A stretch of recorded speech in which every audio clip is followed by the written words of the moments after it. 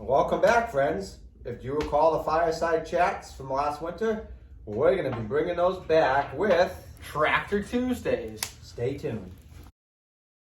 Sit back, friends, and relax as we go back to the year 1967 and look at the beginning of the Bolens large frame line. One small town New England family living out their adventures, one day at a time, sharing for the whole world to see. This is Build-A-Lot Acres. Please remember to like and subscribe if you enjoyed today's video. All right, so the idea with the Tractor Tuesdays is we're going to be talking about different brands and different lineups of tractors, mainly in the garden tractor area, because that's what me and Brett have a passion for. And it's going to be informative and entertaining at the same time. So if you like garden tractors, you're in the right place. And also, if there is a specific series you'd like us to cover, like, completely random example. Say if you want us to cover the John Deere 300 series of tractors, write that down in the comments, and there's a good chance we might end up doing it in a future episode. So the first series that we're going to be talking about are the Bolens large frames. Now, these covered a 20-year span from 1967 until 1987. So 2 decades of Bolens large frame goodness coming ahead. Now, Bolens was a well-known tractor manufacturer. They had the tube frame garden tractors, which had a tubular frame, but they also had a large frame Bolens, which started with... In 1967, they had the 1250. The Bolens 1250. Which had a 12 horsepower Wisconsin and a Eden 12. Transmission. The transmission. The only real differences, they made them from 67 to 69.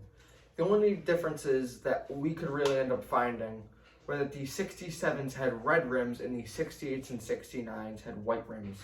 Now granted, rims can be repainted, but if you find one, say, in a barn or in a field and you're pretty sure it's original, that's going to be one of the dead giveaways as to whether it's a first year or a later model is the color of the rims. This is true. Now, like most brands back then, they had a horsepower war, and every year or every 2 years they wanted bigger horsepower. That was what the buyers were asking for, more horsepower. So in 1969, they came out with the 1455. The Bolens 1455. Now it had an upgraded 14 horsepower Wisconsin versus the 12, which in the 1250. And it also offered a new Eaton 12 hydrostatic transmission. And then from 1970 to 1971, they had the 1476 and the 1477. The Bolens 1476. Now, from what we found, these appear to be nearly identical tractors. They had the same engine, same Eaton 12 transmission. But the one thing that they added, which has since become a staple of all Bolens and Huskies, is the Husky dog. That would have been located on the grill between the headlights. So that was the biggest difference. And they did offer they also did offer the 1477 in 1971, which from what I can tell is virtually identical to the 1476. So then after this, in 1971, they came out with the 1886. The Bolens 1886. In 71, they made these till 72. That's when the big changes came in the Bolens lineup. Because they went from a 14 horsepower Wisconsin to an 18 horsepower Kohler. Huge engine for this time. Which you might be thinking nowadays, oh, my lawnmower, that makes 22 horsepower. Mind you, back at this time, your average lawnmower was 8, 10, maybe 12 horsepower. So this was a huge garden tractor for the time. And it was revolutionary in a lot of ways. It had dual hydraulics, which was new for that model. Which allowed you to hook up implements to it in the front and the rear. Angling blades and things like that. It also came with an optional 54-inch deck, which again, you might be thinking, oh, my lawnmower has one nowadays. Back then, in the early 70s, this was really revolutionary technology. So like we said, big changes from the 1476 to the 1886. More horsepower, bigger deck, dual hydraulics. So they offered the 1886 in 4 different variations for this year. They offered the 1886-01 to the 1886-04. Sorry friends, it's getting a little hot here in the Tractor Tuesdays by the wood stove. Oh, it is. Let me show you what we're working with here. Get a little bit of cherry and a little bit of red oak. It's a cold, rainy day. We're not here in the basement and build a lot of acres. Nothing beats it.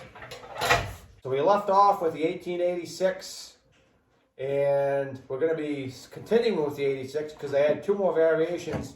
In 1972, they had the 8605, and then in 73 they had the 1886-06. So Which both of these were nearly identical.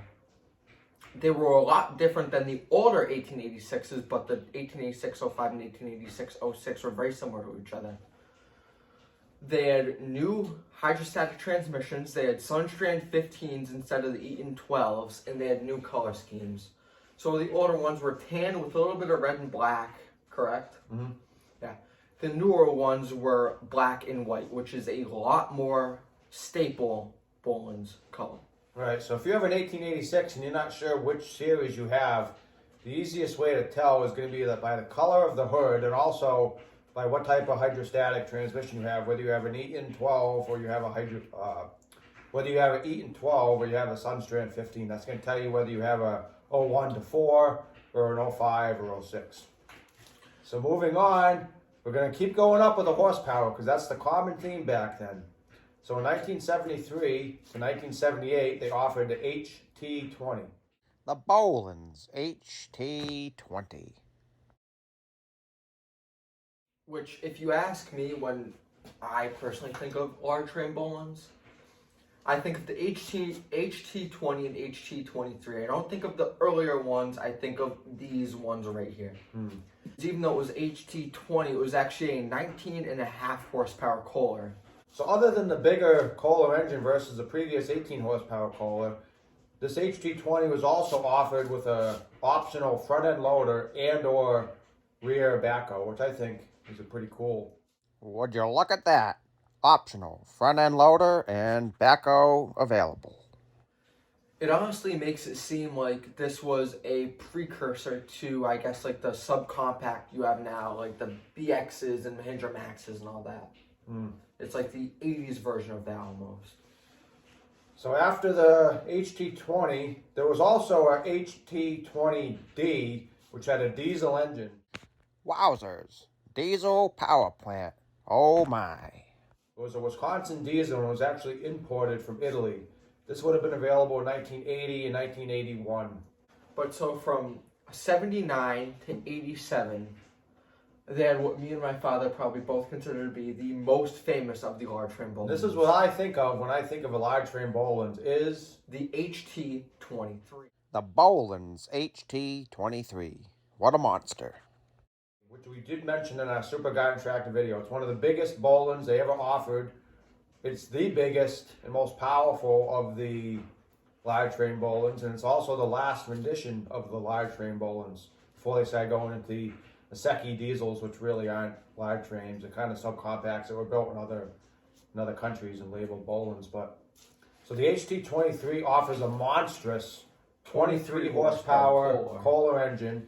It tips the scales at about 1,100 pounds dry weight, has a 52-inch wheelbase, has 18 by 8.5 by 8 front tires and 26 by 12 by 12 rear tires. So it's a huge machine. And one of the other big things that separates this from the previous large frames is the addition of the 2-speed transaxle. So you have a high-low axle in the back. And then the last difference is they went from the Sunstrand 15 to an Eaton 11 hydrostatic transmission in the HT23. Which this was prior to compensate for the insane power increase. So I've seen a number of these HT23s in person, and I'll tell you what, they're an impressive looking tractor. They have that rugged square looks that's common from the 1980s, and it's just what I think of when I think of large frame Bolens. So now we enter what could be considered the demise of the Bolens series. So in 1987, they had stopped the production of the HT23 because they had gotten bought out by Gardenway and then merged with Troy-Bilt, which this really indicated the end of Bolens as we know and love it. So then if you look at the late 80s, early 90s Bolens, you'll see like the Eliminator series, which have kind of the funky looking hoods. You'll see those either red Troy-Bilts or white Bolens. So they did continue with the Bolens name until about 2010, but after the merger with Gardenway and Troy-Bilt in 1987. In 2001, Gardenway had gotten bought out by MTD. So you had a 9-year period where Bolens were made by MTD, which is, I don't know how to feel about that. It's an unfortunate story, but it happened to a lot of good brands. They got bought out by other brands, completely changed, and it kind of lost its allure that the original brand had. So we hope you guys enjoyed this first tractor talk on the Bolens large frame tractors. As we said, please let us know in the comments if you want us to do any particular series or brands, and we'll try our best to accommodate. And as always, please like, subscribe, and we'll see you in the next one. Thanks for tuning in, friends. That concludes today's video on the history of the Bolens large frame line. See you in the next one.